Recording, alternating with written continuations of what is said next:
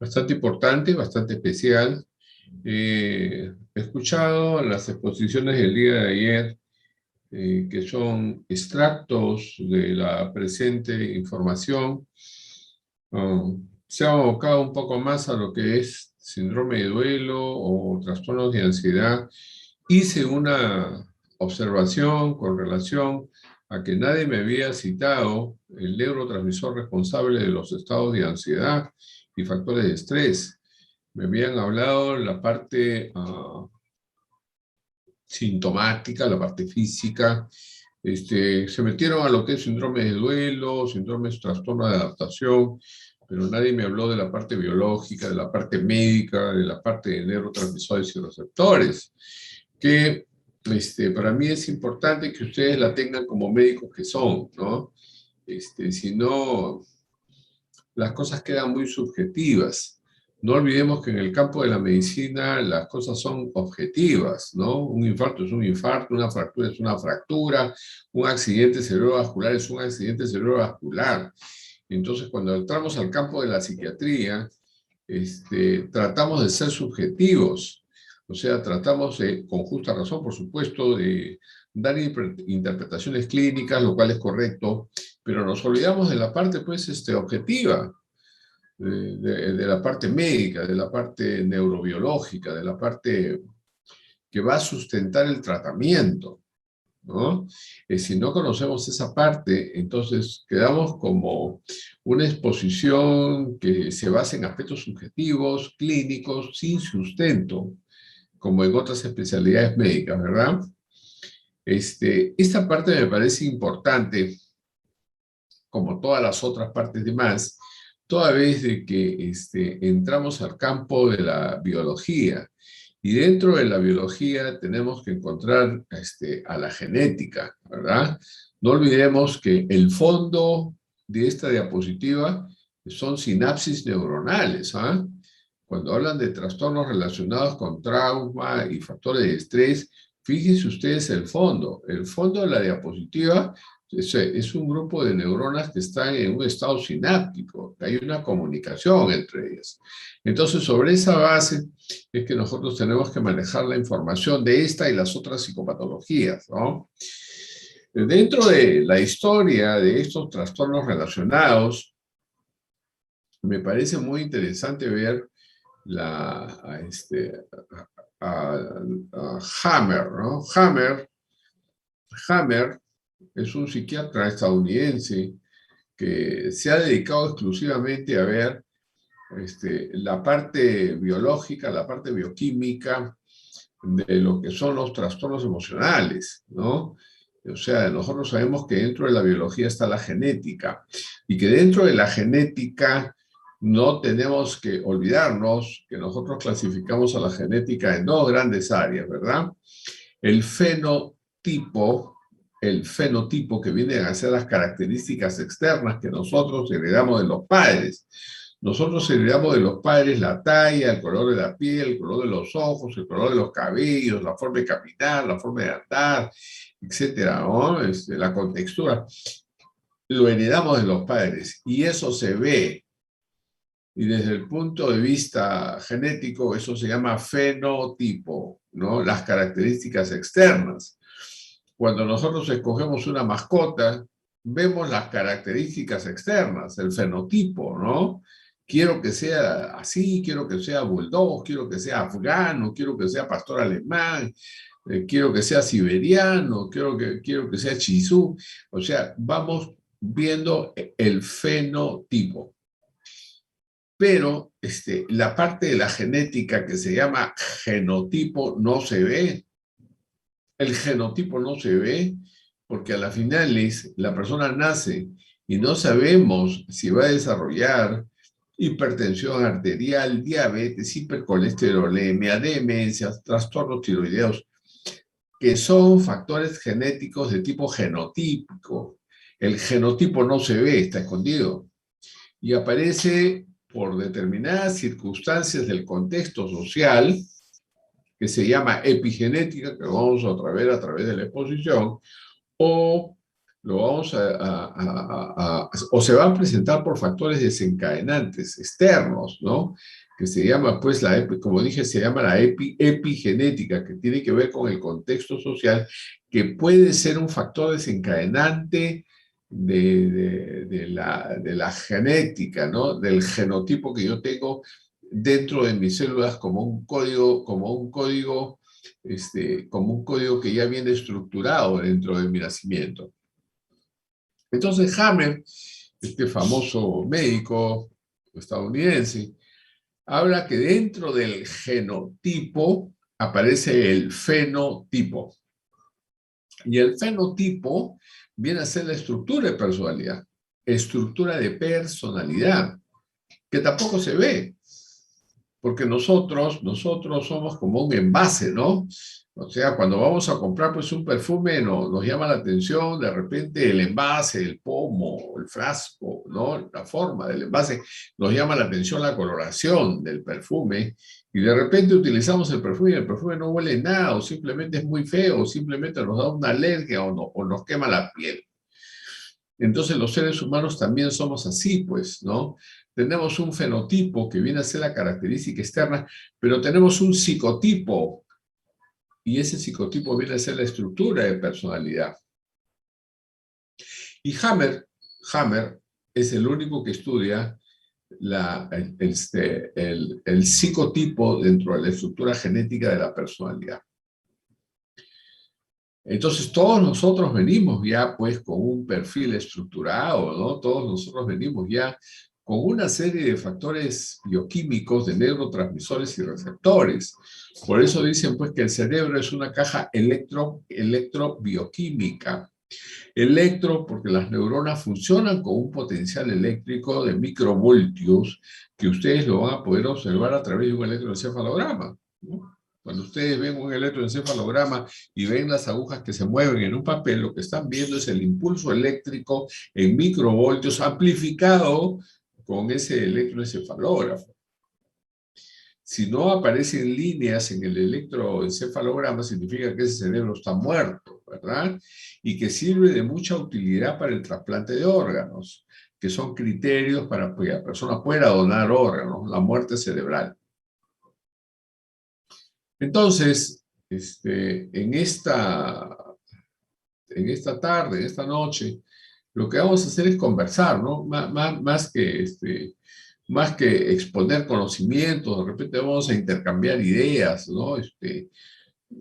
Aspectos, posiciones, ¿no? Y de repente dudas que podamos tener. Por otro lado, tienen que acordarse de algunos personajes importantes, pues, a través de la historia, ¿no? Había mencionado a Hammer, ustedes buscan Hammer, neurotransmisores y receptores, él habla, pues, del psicotipo. Todos nosotros nacemos con una estructura de personalidad incambiable. Por eso, fíjense bien a qué persona, y eso está acá dentro de la exposición, ¿no? Fíjense bien ustedes a qué persona van a elegir como un compañero de la vida, porque ese compañero de la vida no va a cambiar, ¿ah? A nosotros dentro de la psiquiatría, doctores, nos instruyen, nos hacen técnicos en terapia de pareja. Es más, hay una subespecialidad en psiquiatría que es terapia de pareja. Yo no soy muy partidario de la terapia de pareja, porque a veces me pongo a pensar que con las justas me puedo cambiar yo un poquito, menos voy a cambiar una pareja entera. Es bien difícil. Y lo que me da no sé qué hacer, pues, es cuando hay un conflicto de pareja y a veces recurren a uno. Yo no hago terapia de pareja, porque a la final es cuando va a una terapia de pareja, uno le va a decir al otro siempre lo mismo. Si me quieres, tienes que cambiar. Y si las cosas tienen que mejorar, tú tienes que cambiar. Y tú tienes que ser mejor. Etcétera. Y le da una lista, pues, de 10 defectos. A la final el otro va a aceptar porque está enamorado, no quiere perder la familia. Pero esa promesa de cambio, ¿cuánto tiempo dura? Pues esa promesa de cambio dura pues 10 días, 15 días, 20 días y después la persona vuelve a tener el mismo perfil de comportamiento que tuvo. a veces hay cosas muy duras en la vida que nos empujan al cambio. En eso sí creo, ¿no? Las experiencias traumáticas, como vamos a ver acá a través del tiempo, a través de la exposición, a través de la conversación, como sí, a veces los eventos muy duros hacen que la persona dé un giro en el timón de su personalidad, dé un giro en su timón de su personalidad. Esta primera diapositiva me parece excelente porque habla de los trastornos relacionados con trauma y factores de estrés y pone de fondo una figura sináptica, ¿no? Las sinapsis neuronales. Me parece interesante, ¿ah?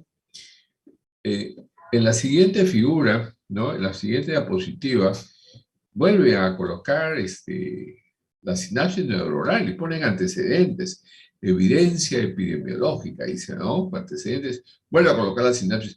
He visto por ahí alguna figura que no me hubiera gustado traerla, que es con relación a la sinapsis en el recién nacido. La sinapsis a los 8 años de edad y la sinapsis a los 14 años de edad. Y es interesante, pues, cómo a través de la información y a través de los conocimientos, la sinapsis comienza a aumentar, comienzan a unirse las neuronas con la finalidad de intercambiar y solidificar información, ¿no? Entonces, una persona que está carente de información aparece muchas veces como retardo mental. Fíjese, hay un diagnóstico que dice retardo mental social, retardo mental social.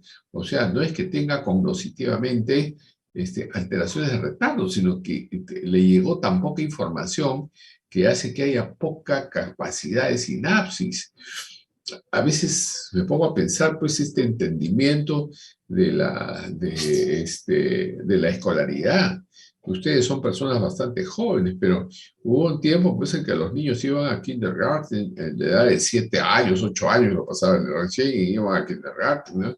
Ahora estoy viendo que los estudios, pues, comienzan a partir del año, 2 años, y el niño ya está, pues, un trome en el colegio. Y yo digo que la estimulación temprana permite quizás que esta conexión sináptica sea mucho más temprana, con mucho mayor información y utilidad más temprana también. Por eso es que las personas que van pasando los años y contra más niños son, más hábiles son en muchas cosas, ¿no? Esto de la tecnología, es decir, no hay nada que hacer, pues los niños son unos trombes, le dan un celular, le dan una máquina y hacen maravillas, ¿no? O sea, esa estimulación hace que esta diapositiva, que me interesa bastante, cómo es que le ponen esta figura sináptica de fondo, ¿no? Me parece interesante, ¿ah?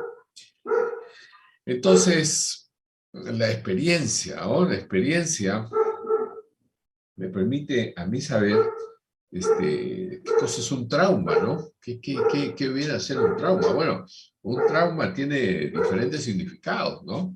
Porque yo puedo tener un trauma óseo, que es la fractura ósea, pero si nosotros nos ponemos a ver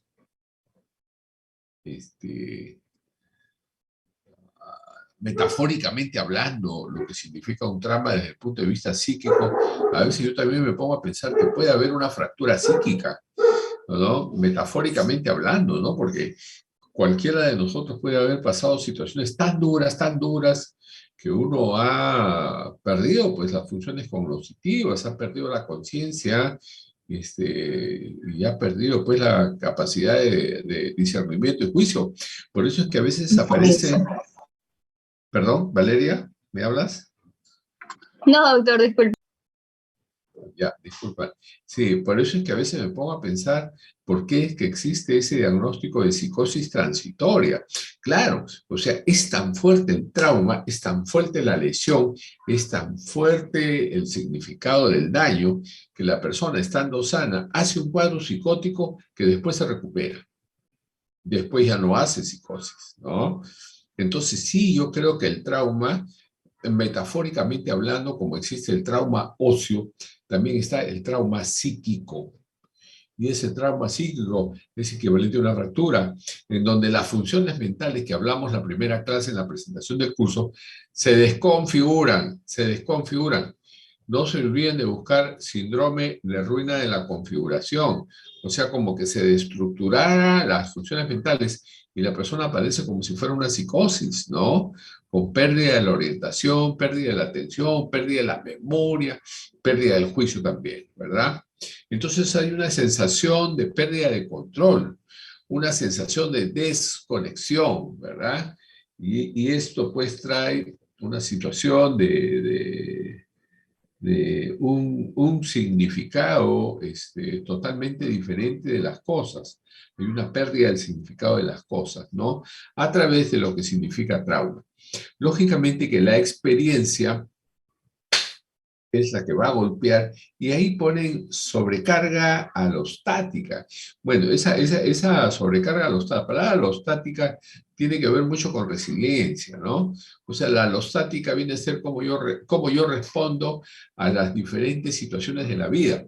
No hay nadie que no tenga problemas, doctores, ¿sabes? Todos tenemos problemas, ¿no? Todos tenemos problemas. La cosa está cómo yo respondo a los problemas. ¿Y qué es lo que yo comúnmente veo? Pues que hay una pérdida de resiliencia o hay una pérdida de esta respuesta alostática. Porque si yo tengo pues 30 años, 40 años, 50 años, yo tendré que responder a mis problemas de acuerdo a mi edad cronológica, de acuerdo a mi edad que tengo. Y tendré que responder a los problemas de acuerdo a mi capacidad y nivel intelectual.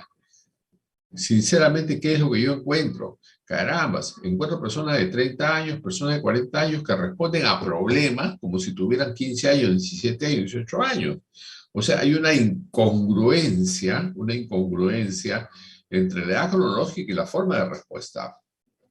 Lo que me indicaría que existiría pues una inmadurez que no va acorde con la edad cronológica. Entonces, esta experiencia que señala esta diapositiva hace que se sobrecargue, entre comillas, sobrecargue la capacidad orostática. Ahora, puede haber también una sobrecarga orostática, o sea, es tanta la dificultad, es tanta la situación de estrés que sí llega a golpear, y uno responde de acuerdo a la edad cronológica y nivel intelectual, pero responde, pues caramba, como ser humano y golpeado. Lo que a mí me llama la atención es esa orientación en persona. Por favor, doctores, cuando hablamos de orientación, que es una parte de la función mental, orientación en tiempo, espacio y persona, ¿no? ¿En qué año estamos? ¿En qué mes estamos? ¿En qué día qué estación del año estamos? ¿En qué lugar es ¿no? ¿Cómo se llama este sitio? Orientación en tiempo y espacio. Lo que yo encuentro muchas veces es desorientación en persona. O sea, orientación en persona, mis doctores, no solamente significa eso, oiga, ¿cómo me llamo yo? Yo me llamo Pedro Pérez, sí, pero Pedro Pérez, ¿cuántos años tiene? Bueno, Pedro Pérez tiene 40 años. Oiga, pero usted parece que tuviera pues 15 años, 20 años. Y eso se ve, desorientación en persona en relación a la capacidad de respuesta por esa inmadurez que no va acorde la edad cronológica con su psiquis. Y yo les invito de repente a ustedes a ver, ¿no? Oiga, bueno, ¿y cómo está esa congruencia? Pues están ustedes respondiendo de acuerdo a su edad. Ustedes deben tener pues 20, 25, 27, 28 años. Entre 20 y 25, ahí están, ¿no? O de repente hasta menos. Están respondiéndome de acuerdo a su edad.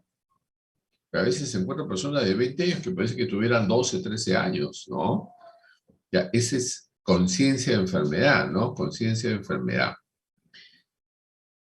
Muy bien. Y acá tenemos un cuadro que me parece que también lo presentaron dentro de los cuadros que pusieron ayer, con relación a la cantidad psicopatológica, mejor dicho, de trauma psíquico que puede haber, sobre todo después del COVID, en las diferentes partes del mundo. Acá está el Perú, ¿cierto? Acá vemos nuestro país, Perú, que está con un 83.1%. Y yo diría que sí. Yo personalmente he tenido una experiencia muy personal. Yo he atendido presencial todo el tiempo del COVID. Todo el tiempo del COVID. Y en todos los años que yo tengo de psiquiatra, nunca he visto trastornos de ansiedad generalizada, trastornos de pánico y trastornos de estrés postraumático, como en estos 2 últimos años después del aislamiento del COVID. Y me parece la cifra acertada, ¿no? 83,16 post-COVID, ¿eh? Muy independiente, por supuesto, de aquellas otras enfermedades que se acompañan de patologías crónicas, ¿verdad? Y también sabemos que Estados Unidos, que está acá arriba, que también está en rojo, bueno, ha habido la gran cantidad de fallecimientos que ha habido en Estados Unidos por este post-COVID, post-aislamiento, ¿verdad? Lo que sí me llamó la atención, y yo sabía muy poco de Australia, ¿no? Australia es un país poco poblado, etcétera, un poco relegado de repente del contexto, ¿no? Es más, en algún momento pidieron personas para migrar a Australia, para poblar Australia, ¿no? Y me extrañó que estuviera casi el 76, casi el 80% de respuestas emocionales, ¿no? De ese tipo de respuestas. Bien. Entonces acá tenemos algunas ideas que de repente podemos conversarlas, ¿no? Algunas que me llaman a mí más la atención que otras, como es la hipótesis de la programación fetal. De repente yo sí soy partidario de eso, creo, de repente ustedes no, a algunos también sí, porque aparece dentro de la carrera de psicología, la psicología embrionaria. Entonces hay psicólogos que están capacitados para captar a aquellas personas que salen gestando y cuidan su salud mental porque saben que durante los 3 primeros meses comienza la función de los genes. Y lo que se trata es de que esos genes no tengan una mala función a través de la mala experiencia vertida por el embrión, que después feto, durante esos meses, ¿no? Porque ahí comienza la multiplicación, proliferación celular, la mitosis, y después viene la conformación de los órganos, el sistema nervioso central a partir de los 3 meses, con sus neurotransmisores y receptores. Por eso es que ya venimos con un sello preestablecido. Entonces, en esta hipótesis de la programación fetal, yo sí creería, y dar la protección apropiada a la gestante con la finalidad de que tenga pues esta tranquilidad emocional para que el producto salga pues con una conformación genética apropiada, ¿no? El niño crece, estudio de las experiencias adversas en la infancia, es también, vamos a verlo más adelante, todas esas características que pueden influir en la conformación de la estructura de personalidad. Es más, hay personalidades con diagnóstico de trastorno de personalidad ansiosa, que no necesitan ningún factor desencadenante para que sean ansiosas, pero sí lo tuvieron durante la niñez, ¿no? O sea, el padre alcohólico, la madre prostituta, la separación de los padres, la violencia. Y lo que he encontrado, bueno, por un lado penoso y por otro lado interesante, una familia extensa, conformada, buenas personas, ¿no? Pero tenían una forma de comunicación que era atroz, ¿no? O sea, los adjetivos calificativos iban y venían como que le llaman dentro de lo que es el análisis transaccional las caricias negativas. Las caricias negativas existen, ¿ah? Y se quedan grabadas como un argumento de vida y que después se producen en la adultez. Entonces yo veía a las personas, entonces el niño de repente no hacía bien las cosas y bruto, tarado, animal, ese tipo de adjetivos calificativos, ¿no? Incluso con los hijos adultos, ¿no? Hijos que pasaban los 20, 30 años, qué animal, qué tarado, qué bruto, y por acá, por allá, bueno, sí, etcétera, ¿no? O sea, argumentos de vida, mensajes que se van quedando, que después perfilan una estructura de personalidad ansiosa, ¿no? Ansiosa, ¿no? Los programas de intervención temprana de Bucarest, que son a través de los sistemas de evolución, me parecen interesantes verlos, ¿no? Y un estudio longitudinal de los niños de Berlín, que vamos a ver. Este estudio longitudinal enfoca esas vivencias traumáticas que después se corroboran en la etapa adulta, ¿no? Acá estamos, ¿no? Entonces acá están, vamos a interpretar, ¿no? Es interesante cómo en el círculo están divididos en 3 áreas. Factores heredados epigenéticos. Factores heredados slash epigenéticos, que es lo que yo le decía, pues. Claro, o sea, todos ya venimos con un conjunto de neurotransmisores y receptores que van a perfilar nuestra personalidad. Los sentimientos, las emociones y el comportamiento humano vienen preestablecidos por neurotransmisores y receptores. Y cuando hablan de epigenética en este primer tramo, lo que están hablando es del contexto social. O sea, cómo es mi familia, cómo son mis amigos, cómo es mi colegio. Es decir, o sea, el primer lugar en donde van a enseñarme a mí las normas de comportamiento es la familia, no es el colegio. ¿Ah? Y a veces no sé qué me da, porque a veces vienen familias con jóvenes de 16, 17, 18 años, 15 años. No, lo traigo para que lo cure de qué. No. O sea, ellos han hecho, los padres han hecho eso con esas personas. ¿Yo qué cosa voy a hacer? O sea, el psiquiatra no es mago, ¿no? Y que yo sepa, tampoco existen medicamentos que sean mágicos. No, toma una pastilla para que cambies de personalidad, eso no existe, ¿no? Toma una pastilla para que todos los 15 años que has vivido pésimamente, epigenética, que has vivido pésimamente, ya no existan. Tampoco, pues. O sea, doctores, ustedes que son jóvenes, formar una familia no es broma, ¿no? Y la mejor empresa que uno puede formar, que es la familia, el mejor producto que uno puede sacar de la empresa es cómo son los hijos, pero los hijos van a ser de acuerdo a cómo seamos nosotros. O sea, qué tanta salud mental y estructura de personalidad tenemos, ¿no? Entonces aparecen en esta segunda etapa los factores de desarrollo temprano. Así es. Entonces ustedes van a encontrar, doctores, que los 10, 12 primeros años de vida son fundamentales. Los 10, 12 primeros años de vida son fundamentales en la estructura de personalidad. Si esos 10, 12 primeros años no son satisfactorios, no está la presencia de ambas personas, la participación de ambos, entonces va a haber después secuelas, ¿no? Y no olvidemos lo que significa responsabilidad. ¿Eh? Responsabilidad significa yo respondo por la consecuencia de mis actos. Entonces los padres van y dicen, mira lo que tengo de hijo, sí, pues es la consecuencia de tus actos. Pero quieren hacer responsable al médico, quieren hacer responsable a otra persona, a un tratamiento. ¿Cuál tratamiento? Tratamiento van a tener que tenerlo ellos y es que podrán cambiar para que después se pueda reestructurar una conformación genética y cuando ya la epigenética está desestructurada, o sea, ¿qué quieren? Porque a través de una pastilla no se va a modificar nada y el psiquiatra no es mago, pues, ¿no? Muy bien, una pregunta, claro, Mariano, por favor. Sí, sí, doctor, una pregunta. Usted dijo que dentro de los 12 primeros años de vida la presencia de ambos es imprescindible. ¿Qué pasaría con un gran porcentaje de nuestra sociedad que están en familias de o bien madres solteras o bien padres solteros? Claro, ¿Cómo se va a conformar ese niño a futuro en un adulto? claro, claro, claro que sí.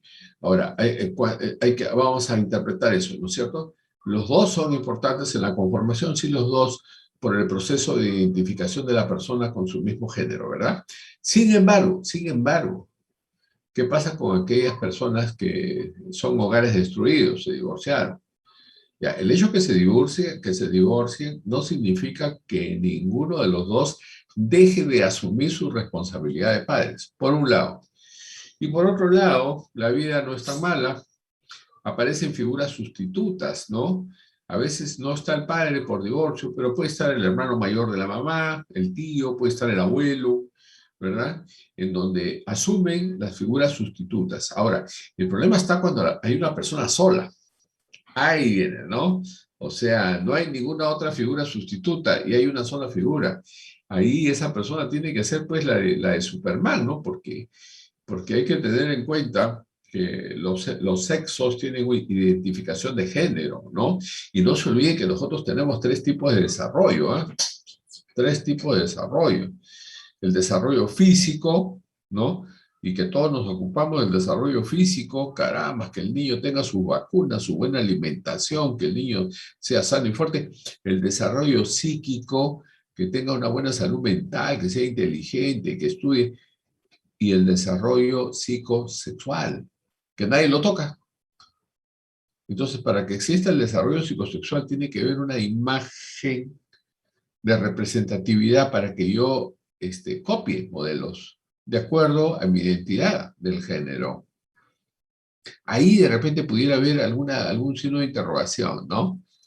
Por eso, doctores, su pregunta es muy buena. ¿Y qué pasa si yo digo, lo que nos queda son las...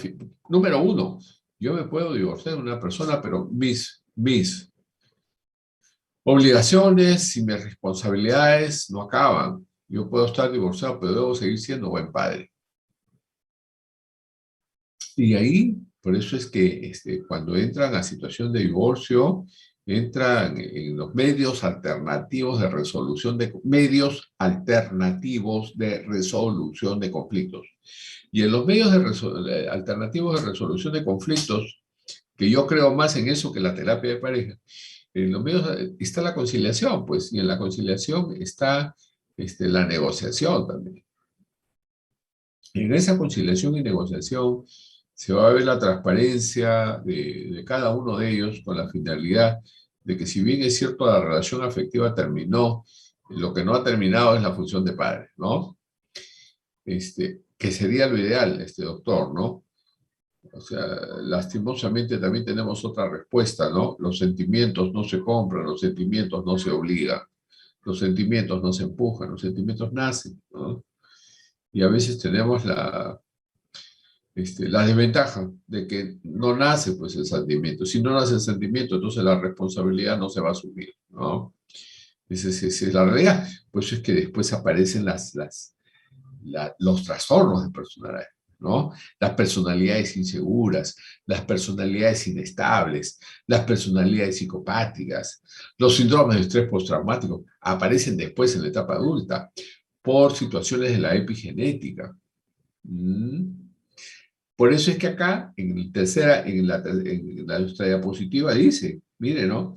Factores ambientales tardíos. Claro, o sea, esos factores ambientales fueron los que a las finales desconfiguraron lo que al comienzo se pudo construir bien, ¿no? Por eso, doctores, yo creo que formar una familia no es broma, ¿no?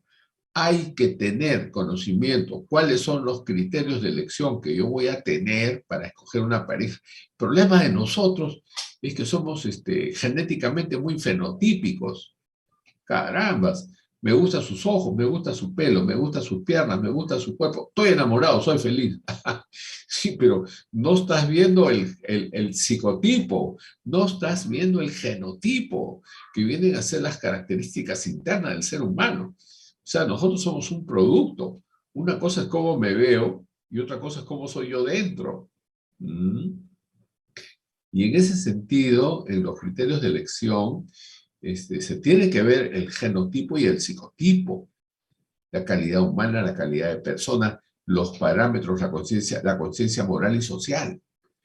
Porque si yo me enamoro solo del fenotipo, como muchos hacemos, carambas, después vienen las consecuencias, ¿no? Las consecuencias. Por eso, dentro del desarrollo psicosexual, la sexualidad es sana. No es mala. Tener relaciones sexuales es sano, ¿no? Pero hay que tener en cuenta, como dije en alguna de las clases, creo que me tocó, no sé, hay que tener en cuenta cuatro aspectos. ¿Con quién me acuesto? ¿Por qué me acuesto? ¿Dónde me acuesto? ¿Y qué va a pasar después que me acueste? Pero ustedes son unos tromes, pues, porque primero se acuestan y después preguntan. Y después vienen los problemas, ¿no? Hay que tener en cuenta eso, doctores. Muchas gracias, doctor, por su pregunta. Y todas las preguntas, por favor, me las hacen con toda confianza. ¿Ah? Muy bien. Con toda confianza. ¿Ah?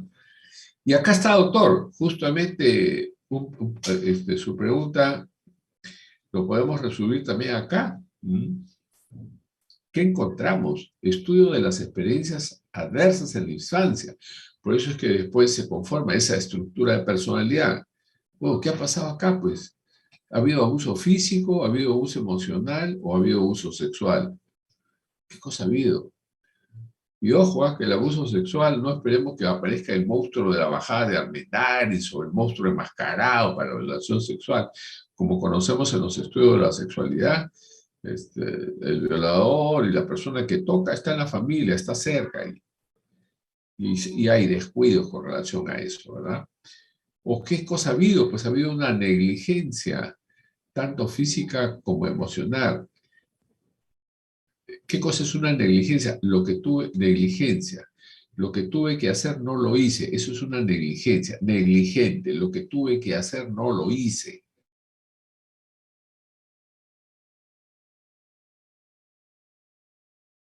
El cuidado físico de esta persona, la conservación de su alimentación, sus vacunas. Estoy cometiendo una negligencia física de cuidado, como también una negligencia emocional.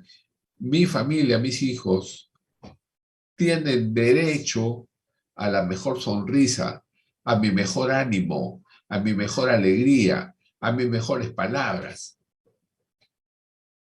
Pero ¿qué cosa vemos, pues? Vemos más bien que el que llega a la casa llega con las peores palabras, con las peores caras y con los peores gestos, ¿no? Y por último, pues, se muestra disconforme de todo, ¿no? Eso es lo que se ve, ¿no? Eso es lo que se ve, ¿no? Luego, ni hablar de la disfunción familiar, que era lo que estábamos hablando, ¿no? Bueno, yo creo que a la final es amar, ¿no? Tenemos que amarnos, pues, amarnos. ¿Alguien me puede decir qué cosa significa amar? A ver, ¿alguien me puede decir qué significa amar? Ustedes que paran tan enamorados, son 33 personas. ¿Alguien me puede decir qué significa amar, por favor? Es el sentimiento que se tiene hasta a la otra persona, pero que va Es, más allá del interés propio. muy bien, muchas gracias. ¿Algún otro concepto, por favor? Ese sentimiento que se tiene de un interés propio de otra persona. ¿Alguien más pudiera decirme alguna otra definición de lo que significa amar?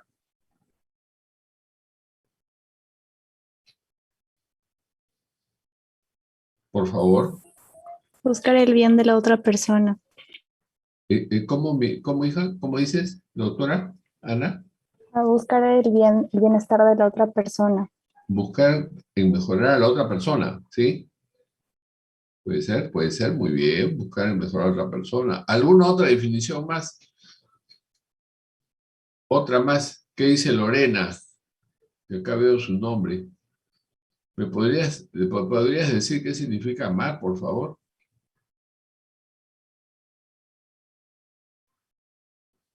¿Está Lorena Estefani Céspedes? Doctor, Sí. el amor, el amor creo que es un principio. El amar es un principio, doctor. Ah, a Porque ver, a ver, a ver. eh, nace de una persona buscando el bien de ambos, ya Ya. sea amor por pareja, por familia, siempre y cuando sea un bien constructivo para ambos. Eh, Mm, y buscando dar el todo por el todo, pero siempre para beneficio de los dos. caramba. Usted es una doctora con especialidad en amorología, ¿no? Doctores, muy bien, todas las opiniones son buenas, pues, pero ¿qué cosa es un verbo? Un verbo es una palabra que nos indica, ¿qué nos indica el verbo? Una Acción. acción. Sí. Ah, Ay, ay, ay, una acción, una pasión. Entonces, amar es un verbo, ¿cierto? Yo amo, tú amas, él ama, nosotros amamos, vosotros amáis, ellos se aman, ¿verdad? Es un verbo que nos indica una acción. Entonces, cuando yo amo, yo protejo y cuido. Cuando yo amo, yo protejo y cuido. Es un verbo que me indica una acción. Si a mí, por ejemplo, me regalan una hectárea, un pedazo de tierra, ¿no? Y si yo quiero a la tierra, a esa tierra la voy a cuidar, la voy a amar. La voy a regar, la voy a sembrar, la voy a cuidar. Y dice, van a haber plagas. Tengo que cuidarla, tengo que curarla, tengo que ser... Eso es amar. Entonces, cuando uno ama a una persona, como bien me han dicho algunos de ustedes, ¿no? Es cuidar. Es cuidar. Es una acción de cuidado. Es una acción de protección. Por eso es que dentro de la familia, el hombre dice, el hombre protege y el hombre provee. Y por consiguiente, la mamá también igual. La mamá protege y la mamá provee. De repente no económicamente, de repente también. Pero ambos hacen que el verbo amar se convierta que el verbo amar se convierta en una acción de protección y cuidado a los miembros de la familia. Pero cuando hay una disfunción familiar, como está acá de la diapositiva, caramba, esas cosas van fallando. Puede haber una disfunción familiar por un trastorno mental. Y pues, por eso es que dentro de los requisitos para contraer matrimonio está el examen psiquiátrico, que tenga una buena salud mental. O puede hacer que haya una disfunción familiar, porque el familiar pues, cometió delitos, está encarcelado. O puede haber una disfunción familiar, caramba, la mamá es tratada con violencia. Pucha, ahí no hay amor. Pues. Entonces a veces no sé qué me da de escuchar, ¿no? Dice, ¿no? Oye, ¿por qué le has pegado? Es que la quiero tanto. ¿Cómo es eso? Y lo dicen, ¿eh? Y se escucha, ¿no? Oye, ¿usted por qué le pega? ¿Usted por qué abusa? Es que la quiero tanto. ¿Cómo que la quiero tanto? Eso no es querer, ¿no? Miembros de la familia con abuso de sustancias psicoactivas, drogas, ludopatía también, ¿no? Que fastidia, ¿no? Y finalmente aparece el divorcio. Entonces, estas son estudios de experiencias adversas en la infancia que van a estructurar la conformación de la personalidad. Por eso es que a veces me pongo a pensar por qué hay personas que siempre están tomando algún tipo de medicación, algún psicofármaco, ¿no? Porque en el fondo es imposible de que todas esas vivencias a través de su vida puedan haberse solucionado y se quedaron con esa situación, con esa ansiedad flotante, ¿no? Con esa ansiedad inherente a su persona, con esa inseguridad. Bien, acá tenemos cuáles son los efectos. Si ustedes se van al cuadro, ¿no? Y miren lo que dice, por favor, me interesa mucho, dice efecto dosis-respuesta. Dosis-respuesta. Y miren la número 4. Puede disminuir las expectativas de vida hasta 20 años respecto a la población no expuesta. O sea, esta es una población expuesta ¿a qué? A la ansiedad, a las enfermedades mentales, ¿verdad? Acá está condiciones mentales, disturbios, vida insatisfecha, problemas cardiovasculares, problemas de alcohol, problemas de HIV y alto riesgo. Miren los porcentajes que hay. Me llama mucho la atención la condición de las funciones mentales. Cuando hablan de enfermedades mentales, doctores, no solamente psicosis, ¿ah? Enfermedad mental también es el alcohol, enfermedad mental también es el psicópata, enfermedad mental también es el violento sin razón, ¿verdad? Eso también es enfermedad mental. Y miren el porcentaje, 61.4%. Y una insatisfacción de vida por el contexto en que se vive, 67.2%. Entonces, ¿qué me llama la atención de este cuadrito? La número 4, que estos son las situaciones de riesgo. Y estas situaciones de riesgo pueden disminuir las expectativas de vida hasta en 20 años respecto a la población expuesta. Miren, ¿no? O sea, cómo este sufrimiento, este daño psíquico puede influir en el porcentaje de nuestras vidas. ¿No? Miren ustedes, ¿no? Acá hay un estudio de intervención temprana, ¿no? Principales hallazgos. Estandarización de factores, perdón, Acá estamos, ¿no? Principales hallazgos. Entonces, en el estudio de intervención temprana, rápidamente se interviene en la etapa de la niñez. La criminología es un área bien interesante. La criminología es una carrera que no existe en el Perú, que estudia la prevención del delito. Como no hay criminólogos, no hay ninguna universidad que tenga facultad de criminología, es por eso que fallamos en seguridad ciudadana. Pues. No hay. Entonces ellos hacen una intervención temprana. Para mí los principales criminólogos deben estar en las escuelas primarias para la detección temprana de conductas que no son cuerdas. Entonces, ¿qué se halló? Que cuando existen todos esos factores que hemos señalado, hay un menor desarrollo cognitivo. Lógico, esa diapositiva primera de las sinapsis neuronales va a estar pues débilmente constituida. Por lo tanto, va a haber un menor desarrollo cerebral. Por lo tanto, va a haber un apego a las figuras maternas, especialmente que nos da inseguridad. Esos niños que no quieren ir al colegio y zapatean y no quieren, con un apego patológico a la figura materna, ¿no? Entonces es un procesamiento del desarrollo mental aberrante que no va acorde a la realidad. Y se va a presentar una mayor psicopatología, ¿verdad? Bien, en los niños con trastornos del afecto y alteraciones del condicionamiento hubo pues mayor síntomas psiquiátricos e incremento de cortisol. La adrenalina, la noradrenalina, el cortisol, son neurotransmisores responsables de los estados de ansiedad. A ellos le llaman, pues, los neurotransmisores de la alerta máxima. Entonces, parece ser que en este estudio longitudinal, el incremento de estos bioquímicos en sangre y en el sistema nervioso central hacen su incremento con una respuesta de ansiedad no justificada, pero ahí está, tiene una base biológica. Incremento en la proteína cerebral y menor volumen del hipocampo. El hipocampo es el lugar donde se almacenan los recuerdos. Y un menor volumen del hipocampo implica que la persona no tiene un nutriente cerebral como para que almacene en el hipocampo la mayor cantidad de vivencias satisfactorias para la estructura de su personalidad, ¿no?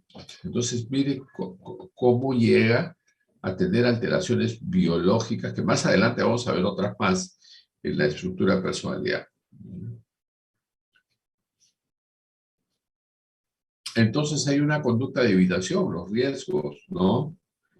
Estos son los riesgos. La conducta de evitación, ¿no? El niño no quiere juntarse con nadie, se evita a todo el mundo, ¿no? Y solamente quiere estar con la mamá, ¿no? Entonces hay un apego evitativo, un apego desorganizado, claro, ¿no? Y a veces la mamá contribuye también a eso, ¿no? ¿Puede haber trastorno de la alimentación? Sí veo trastorno de alimentación, ¿no? No veo mucha bulimia, veo también, ambas cosas van parejas, o es anorexia o es bulimia, ¿no?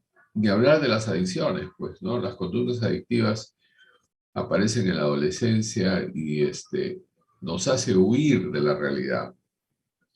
El alcohol y las drogas nos da pues una satisfacción de la vida inconsistente e irreal. Y al ser un mecanismo de compensación de la vida insuficiente e irreal, nos metemos en ese submundo de ese tipo de comportamientos, ¿no? Y finalmente la psicosis, ¿verdad? O sea, puede llegar a... generalmente cuando hablamos de esquizofrenia, creo que hay un tema que nos falta de esquizofrenia, hablamos de factores genéticos, pero a veces no hay factores genéticos. No existen factores genéticos. Son las lesiones psíquicas tan profundas, son las lesiones traumáticas psíquicas tan intensas que la persona se escapó del contexto de la realidad, se fracturó sus funciones cognitivas. En el mejor de los casos, pueden hacer un cuadro de psicosis transitoria, y en el peor de los casos, la psicosis se presentó, pero se quedó en la persona. ¿Verdad? Entonces acá tenemos qué psicopatología se puede presentar en este tipo de niños. La depresión, ni hablar. La ansiedad, ni hablar. Ahora, el problema de los niños es que no se presenta clínicamente diferente al adulto, ¿ah? Los niños demuestran su estado de depresión y ansiedad con un lenguaje no verbal. Por eso es que en el campo de la psicología las pruebas para niños son diferentes. No se pueden aplicar las mismas pruebas psicométricas ni proyectivas, ¿no? La impulsividad, claro que sí, ¿no? Y a veces la impulsividad dentro de los diagnósticos de personalidad limítrofe hace que la persona se autolesione y se autoagreda. O sea, ¿qué es la agresión? Pues no, la agresión, como hemos explicado algunas veces, es un mecanismo de defensa de algo que yo defiendo, ¿no? O sea, me van a atacar, yo defiendo. Atacan a mis seres queridos, yo defiendo. Mis seres amados están en riesgo con una persona, yo defiendo, agredo, como un mecanismo de defensa. Pero muchas veces la persona no puede agredir a nadie, pues. El niño no puede agredir a nadie, el adolescente tampoco puede agredir a nadie. Entonces, ¿qué hace? Se agrede él mismo. Y de ahí aparecen pues las personas que se autolesionan, se cortan los brazos, y sienten una tranquilidad. ¿Por qué? Porque esa violencia le da la satisfacción de haber violentado a quien debió violentar, pero en este caso no violentó a quien debió, sino hacia él mismo, ¿no? Esa impulsividad. La disociación, ¿no? La disociación de conciencia, ¿no? O sea, esa persona se bifurca, hace dos personas con respuestas impropias, respuestas inequívocas, respuestas inadecuadas, ¿no? Se da la hipervigilancia, la psicosis, la reexperimentación, la inestabilidad, y hay una pues, dificultad, inestabilidad interpersonal, ¿no? O sea, no olvidemos que cuando nosotros empezamos a estudiar psiquiatría, hablamos que las funciones mentales era el sistema nervioso relacional, ¿eh? Entonces, más fallan mis áreas de la función psíquica, mi sistema nervioso relacional va a ser más pobre, mi capacidad de inserción social va a disminuir. Y esa psicopatología es la que se puede encontrar. ¿De acuerdo? Bien, acá tenemos una pirámide donde lógicamente, la muerte temprana está al último, pero está. Pero ¿cuál es la base, no? El trauma histórico transgeneracional. ¿Por qué le llaman trauma histórico transgeneracional? Porque lastimosamente las vivencias que yo tengo y los traumas que yo llevo y los golpes que yo tengo, psíquicos por supuesto, los voy a transmitir a los míos. Y eso va a ir de generación, va a ser transgeneracional. Hasta el momento, pues, que uno de los cónyuges o ambos decidan ese cambio terapéutico, digamos, ¿no? Ese cambio terapéutico para poder manejar las cosas. Y a veces las satisfacciones ya no son para uno, sino a veces las satisfacciones son para los que vienen, para los hijos, para los nietos, ¿no? Las condiciones sociales, el contexto local, las experiencias adversas tempranas, alteraciones del neurodesarrollo. Esa yo la separaría de ahí también, porque las alteraciones del neurodesarrollo lo vamos a ver en la etapa educativa. Los trastornos por déficit de atención. Ahí aparecen. Déficit de atención. Y los trastornos por déficit de atención jalan muchas veces funciones cognitivas, ¿no? Entonces, hay falla de memoria, hay falla de respuestas, hay falla de intelecto, pero no es porque sea un diagnóstico primario de un retardo o de una alteración de las funciones psíquicas, sino simplemente es como consecuencia de esto, ¿no? Hay un deterioro social, emocional, cognitivo, adopción de conductas de riesgo, que es, ¿no? Pues, alcohol, las drogas, son conductas de riesgo, ¿no? Entonces aparecen las enfermedades, las discapacidades y la disfunción social. Y finalmente, en la pirámide está pues una muerte temprana, como una de las diapositivas que hemos pasado, en donde hay un porcentaje alto que si esto sucede, la longevidad en estas personas no va a ser, ¿no? La muerte va a ser temprana. En la fisiología, acá es importante también, volvemos a la imagen, mire, de neurotransmisores, de sinapsis neuronales, ¿no?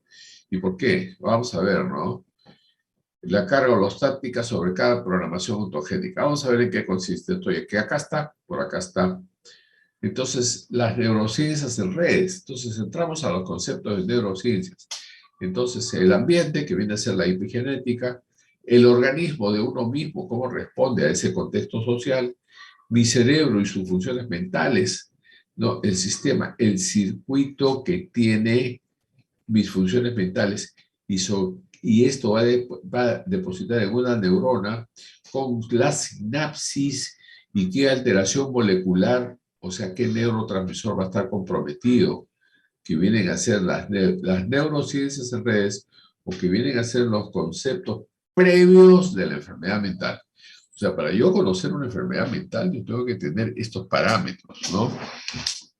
Que yo siempre les he dicho en un comienzo, ¿no? Oiga, van a ver un tema, por favor, señálenme los neurotransmisores, receptores y ubicación cerebral de las funciones mentales que están comprometidas. Y acá está. A ver, vamos a tratar de hacer las cosas bien sencillas. Acá tenemos la amígdala, ¿verdad? Sí, acá está. Y la estamos pasando para acá. La amígdala. ¿De acuerdo? Esta amígdala está acá, Montero me está señalando, es de mucha importancia, pues. Porque esta amígdala se van a depositar en ella las funciones primarias, las emociones primarias. En esta amígdala que todos tenemos, que está acá, acá está la cólera, la ira, la rabia, los celos, la venganza, el odio, el malestar, todas las emociones negativas están acá. Pero, curiosamente, esta amígdala debe tener una conexión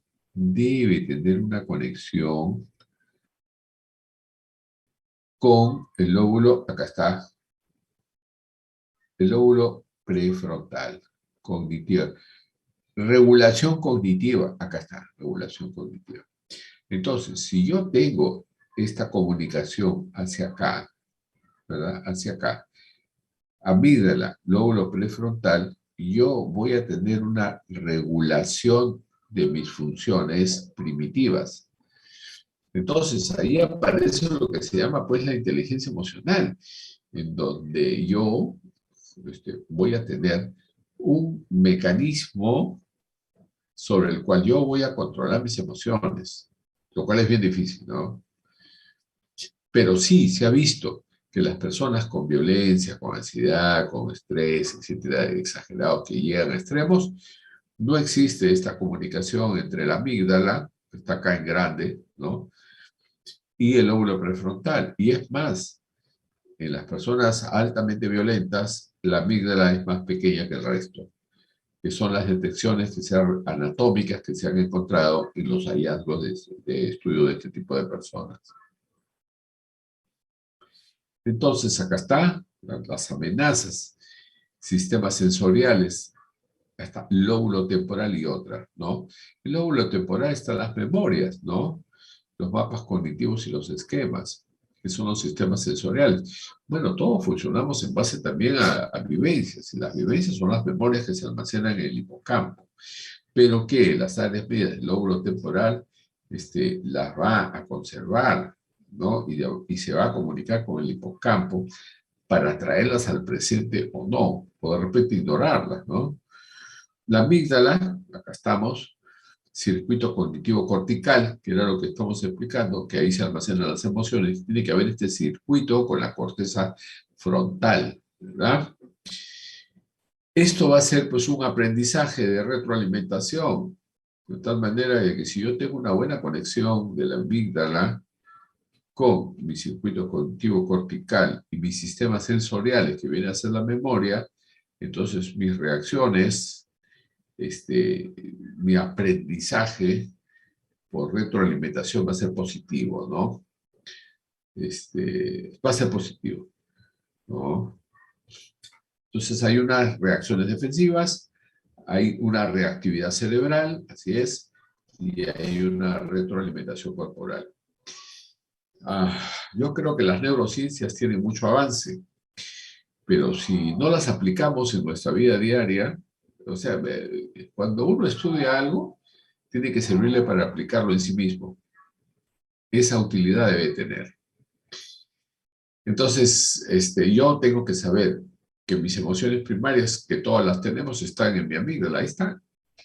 Y yo, ¿cómo hago, pues, para no tener esas formas de reacción? Voy a tener que usar mi inteligencia emocional a través de mi lóbulo frontal. Y tengo que hacer que esas emociones sean elaboradas, manejadas, y tener un discernimiento y juicio crítico de las consecuencias de los actos que yo puedo tener a través de mis actos, ¿verdad? Entonces ahí estoy usando la inteligencia, ¿no? La inteligencia emocional. Bueno, acá tenemos un cuadro, vamos a ver, ¿no? Que nos va a servir para que ustedes puedan ver. En la apatía y la depresión está bajo, algo bajo, bajo y moderado, muy alto y extremadamente alto, ¿no? ¿En dónde está así, no? Entonces acá este cuadro nos permite ver una serie de manifestaciones sistémicas, ¿no? Los músculos, el corazón, la presión de la sangre, bueno, etc. Este cuadro, doctores, este cuadro que ustedes ven acá, lo vamos a resumir en alguna de las clases que me parece que está programada como las clases de neuropsicoinmunoendocrinología. Entonces, en la neuropsicoinmunoendocrinología vamos a ver cómo el sistema nervioso central va a influenciar a través del sistema endocrinológico en las diferentes hormonas que van a regular todo el sistema autónomo que vienen a ser los órganos internos. Entonces, de acuerdo a mi estado de ánimo, va a repercutir en las diferentes partes de mi cuerpo en diferente intensidad. Este cuadro, si bien es cierto, está dentro del cuadro que tienen ustedes, de repente va a ser motivo de explicación de una clase aparte de lo que significa la neuropsicoinmunoendocrinología, ¿no? Para ver cómo es que el sistema integrado, en base a mis emociones, va a repercutir en todas las partes de mi cuerpo y que nosotros conocemos como órganos blancos, que puede ser la presión arterial, que puede ser la cabeza, que puede ser el estómago, que puede ser la piel y cualquier otra parte del cuerpo. Bien. Acá tenemos pues también un proceso de emociones, colapso, congelamiento, lucha, retirada, conexión social. Bueno, lo ideal es el triángulo de amplia base, que existe una conexión social. No, hay personas que luchan o se retiran y finalmente pues hay un colapso o falta de comunicación, ¿no? En donde la escalada es evitar llegar pues a la cúspide del congelamiento y el colapso. Lo ideal sería conexión social. Entiéndase por conexión social la comunicación humana. La comunicación humana, ¿no? Es interesante. Estaba conversando con su compañera, la delegada, que me ayuda bastante, ¿no? Entonces, yo decía, los conflictos se dan por un montón de información falsa. Falta de información y información incompleta. Y todas las semanas que no hemos tenido clases que vamos a tener que reprogramar, yo estaba que renegaba y renegaba y renegaba por todos lados. La conexión social no estaba buena. Eché la culpa a quien no debía echar la culpa, me molesté por acá, me molesté por allá. Y a la final después nadie tenía la culpa, sino hubieron situaciones muy ajenas a todos que produjo una confusión en Lima, acá, con la docencia, con la administración, con el sistema informático, que a la final nadie tenía la culpa, sino fueron cosas fortuitas, ¿no? Entonces yo creo que la comunicación es bien importante, conexión social. Los conflictos se dan por un montón de información falsa, información incompleta y por falta de información, ¿verdad? Muy bien. Bien, algunas de las áreas de engranaje celulares que contribuyen estos son los circuitos. Hay unas láminas que de repente voy a tener que dejar con relación a los circuitos de los principales neurotransmisores cerebrales, o sea, cuáles son las carreteras que siguen. La depresión, la carretera de la depresión, la carretera de la ansiedad, la carretera de la organicidad, la carretera del Alzheimer. O sea, qué partes y qué caminos, qué carreteras siguen los neurotransmisores para que puedan presentarse clínicamente las manifestaciones psicopatológicas. Bien, algunos dibujos, ¿no? Que nos hacen ver una serie de engranajes de las diferentes áreas y su funcionamiento mental. Yo creo que bastante hacemos conociendo las funciones mentales. O sea, como dije en un comienzo del curso, ¿no? Acá lo ideal sería conocer cuáles son las funciones mentales, dónde están ubicadas en el cerebro, cuáles son los principales neurotransmisores y receptores y cuáles son sus vías de camino, ¿no? Sus vías de manejo, ¿no? Y si a eso añadimos el conocimiento psicofarmacológico, entonces ya dominamos esa parte, ¿no?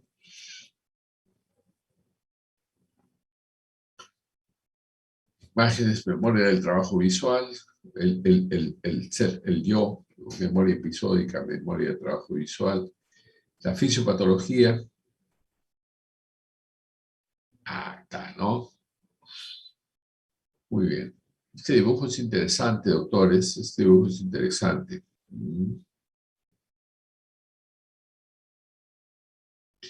Este dibujo es bien interesante porque cuando hay una sobrecarga alostática, no olvidemos que la alostática es la forma de cómo yo respondo ante las situaciones de la vida, ¿no? Ante los problemas diarios de la vida que yo pudiera tener. Entonces puede haber detección de amenazas, anticipación de recompensas, integración interhemisférica. Esta parte de integración interhemisférica es interesante, ¿no? Porque mi hemisferio derecho es el que me da las emociones y mi hemisferio izquierdo es el que me da la parte objetiva de mi ser. Ambos deben estar equilibrados, ¿no? Es bueno ser emocionales, sí, pero también es bueno ser objetivo. Es bueno ser objetivo, por supuesto que sí, pero no tanto al extremo que me quite la emoción, ¿no? O sea, eso es importante, ¿no? Bien, muy bien, muy bien. Arquitectura de las redes neuronales, que viene a ser los caminos que yo les decía, ¿no? Conocer los caminos de los principales neurotransmisores y receptores, ¿verdad? Bien, la parte anatómica que nosotros hemos desarrollado durante las primeras clases, en donde la detección de la amenaza está representada por el sistema GABA. No olvidemos, ayer nadie en las exposiciones, nadie me ha mencionado que el responsable de la ansiedad es el neurotransmisor GABA, por si acaso. Bueno, la amenaza, experiencias traumáticas, lo que significa la memoria a corto plazo, a largo plazo, y cómo se almacena, y que ese almacenamiento de las vivencias me va a permitir a mí conformar una mejoría en mi persona. Todas las experiencias negativas deben ser constructivas, porque esas experiencias negativas me enseñan a mí algo. Si no me enseñan nada, quiere decir que esa experiencia no me sirvió. ¿Ah? O sea que eso es importantísimo para todos, ¿ah? Tanto en el trabajo como en la vida personal. Me ocurre algo malo, lo primero es no echarle la culpa a otros, no echarse la culpa a uno mismo. A ver, ¿dónde está mi responsabilidad? Y segundo, esa experiencia negativa me sirve de una manera correctiva para yo ser mejor.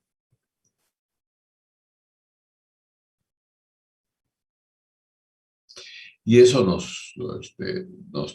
y eso que yo hablo, tiene un objetivo, pues, ¿no? Que en el futuro evitemos la exposición a un peligro potencial, ¿no? Que se llama la experiencia, pues, ¿no? Que tiene bastante experiencia, evita los peligros potenciales, ¿no? Se anticipa, pues, a la recompensa, ¿verdad?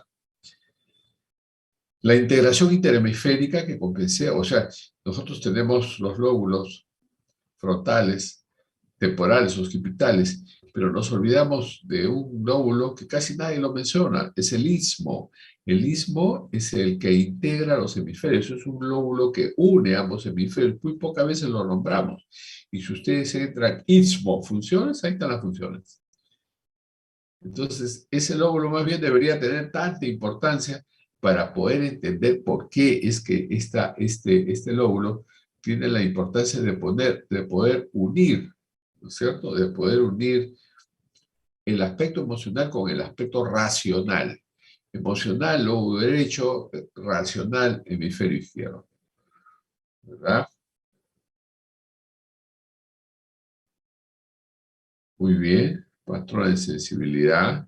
Arquitectura de las redes neuronales. Yo creo que esto les sirve a ustedes como un estudio. Acá estamos, ¿no? Neurotransmisores y receptores, que es lo que yo le decía. No se olviden de Hammer, que es el único que estudia el psicotipo, la estructura genética de la personalidad. Me parece interesante, que tiene que ver con los neurotransmisores y receptores, y que esto se lleva desde un comienzo, desde la etapa embrionaria, ¿no? La etapa embrionaria.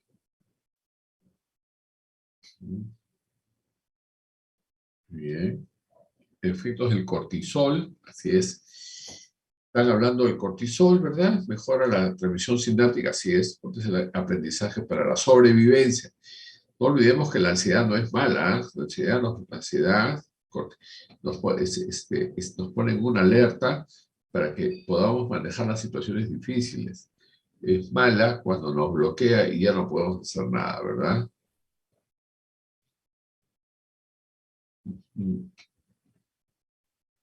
Entonces, cuando es demasiado, acá está, ¿no? Pérdida de la resiliencia. La resiliencia es la capacidad que tienen los metales, pero esta palabra se emplea en los seres humanos, ¿no? Y la resiliencia es la capacidad de adaptación que yo tengo a las situaciones difíciles. Y si eso no sucede, es por la supresión de transmisión cinética y se suprime la neurogénesis y hay un envejecimiento cerebral, ¿no? Pero mientras está activo, más bien estamos en este lado positivo del lado izquierdo. Estos son los lados negativos, ¿verdad? Muy bien. Síndrome de sensibilidad, acá está, ¿no? Bueno, acá están hablando de un diagnóstico en psiquiatría que se llama trastorno somatomorfo, trastorno de somatización, que son aquellas personas pues, que tienen una ansiedad elevada y les duele todo, ¿no? Le duele la cara, tiene molestias urinarias, se fatiga, le duele la cabeza, le duele la mandíbula, le duele cefalea tensional, síndrome de piernas inquietas, o sea, todo les duele, ¿no? Y aparece un síndrome que es el síndrome somatomorfo, trastorno de somatización, en donde la ansiedad es tan alta que toma lo que nosotros llamamos un órgano blanco. ¿A qué le llaman un órgano blanco? Es el órgano sobre el cual se va a depositar la ansiedad. Cada uno de nosotros tiene un órgano sobre el cual se va a depositar esa ansiedad. Bueno, en algunos será el estómago, en otros será la cabeza, en otros será la piel. Por eso es que cuando uno está ante un problema, no, me duele la cabeza, otros agarran y dicen, no, tengo ganas de ir al baño inmediatamente, no calmo. Son sus órganos propios de su cuerpo, que le llamamos órganos blancos. Órganos blancos es el órgano sobre el cual se va a depositar la ansiedad.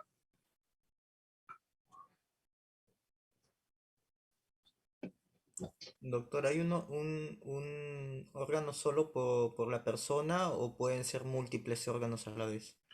Va a depender mucho de la personalidad, ¿no? Por eso es que existe, mi doctor, las personalidades hipocondriacas, ¿no?